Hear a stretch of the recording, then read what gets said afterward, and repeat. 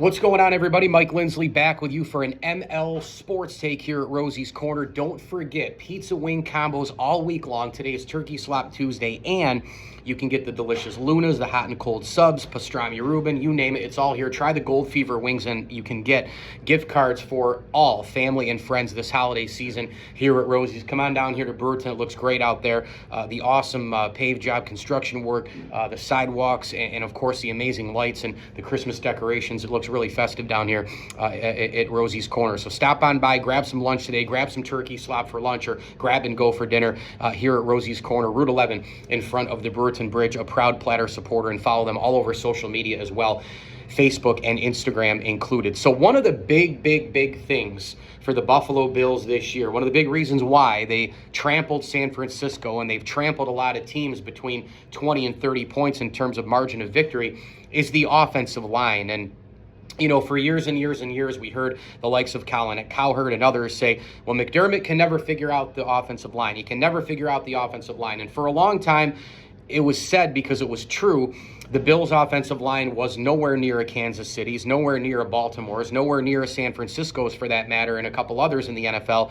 But as time has gone on, they have, it looks like, figured it out, right? Because before this year, the Bills' offensive line was pretty darn good. Now, there were a couple of misses here and there by Brandon Beane, but for the most part, Dion Dawkins has been one of the best blindside left tackles in all of football. Spencer Brown, they gave the big contract to. You wondered about size. I mean, size, they're all big, right? But size with the back injury combo, you kind of worried about that with the troubled back and the size that goes along with it. But so far, so good. He's mostly stayed healthy. You look at the draft picks. They've invested in the offensive line in free agency and in the draft. You look at Osiris Torrance from Florida. Now, he is a guy who, you know, has somewhat, I think, on the inside, you know, with the pass blocking, struggled here and there a little bit, but the run blocking, you know, he can create those holes. And the Bills have such a great head coach in terms of Aaron Kromer as well,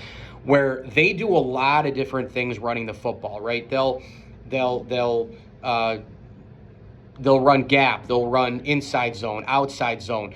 They get into the second deck of a defense, and it's just unbelievable to watch once James Cook gets into the open field, whether it's on the edge or on the inside. Ray Davis, right? They've got thunder and lightning with just James Cook, and then they have thunder and lightning with the entire backfield with Johnson, Davis, and James Cook. Now, here's a big thing. Going into this year, I wondered about Mitch Morse at center. They let him go. They had to release some cap room, and I didn't like the move. I just did not like the move. He's buddies with Josh Allen. I know he made a lot of money, but it just seemed like he was an anchor of that line. And when he stayed healthy from the concussions from his Kansas City days, you could see that he was such a vital part of that offensive line. Well, surprise, Connor McGovern has been an upgrade for this team. They're also deeper than deep in terms of bringing guys off. Ryan Vandermark has been unbelievable, off the bench and all the rest. Oh, and Alec Anderson, when they run the jumbo package, has been terrific. Inside guards, outside tackles, center with McGovern, and depth of the O-line. If you stay healthy, they're one of the best offensive lines in football, and they just trampled the San Francisco 49ers.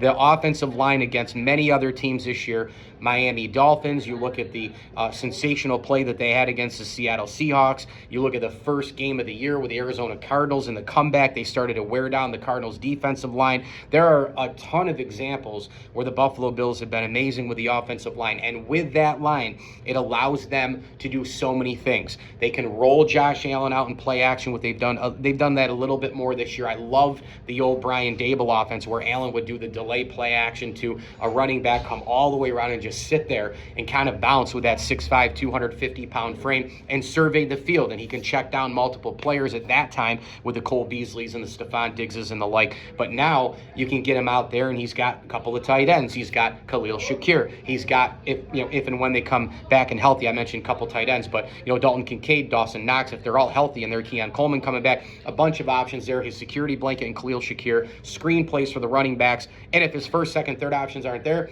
homeboy takes off and can do anything with his legs. He's one of the best runners at the position we've ever seen. So You can play action Josh Allen more. These guys are great in space. They know where he is.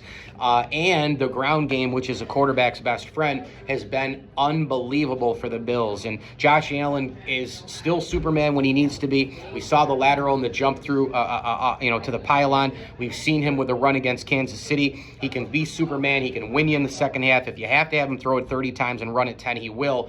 But you really want him to go back a little bit on that, peel back a little bit, still have the Superman moments, but have the ground game to help him, take some pressure off of him. You could see the really wide-eyed smile that he had when James Cook went darting down for 65 yards on Sunday night. It's like, thank you. There you go. That'll help. You do a little bit of work, and then we'll go back to the sidelines. I'm done for right now. That's a great feeling for a quarterback. I know a lot of people out there think like, oh, they want all the numbers. They want to do this. They want to do that. Sometimes they don't. You want to kind of peel back a little bit, have them do some of the work for you, have the offensive line do some work, get that ground game going, and have some people take some pressure off of you. And Josh Allen has had a ton of pressure taken off him this year. He's playing more free, and that has also resulted in him not turning the ball over as much. So the offensive line, when you have a great offensive line, which the Bills' offensive line is, it helps you in so many ways. It helps your ground game, which then helps your quarterback. Your ground game helps the play action. Your ground game helps, under center passing. It helps your shotgun passing, because at that point, they're kind of guessing at what you're going to do. The offensive line also helps you sustain drives. It helps you win the line of scrimmage. It helps you wear down the other team. And if you're not taking a lot of penalties, it means that you're moving the ball forward. You're pushing drives over and over and over again, where the Bills are taking less penalties because Aaron Kromer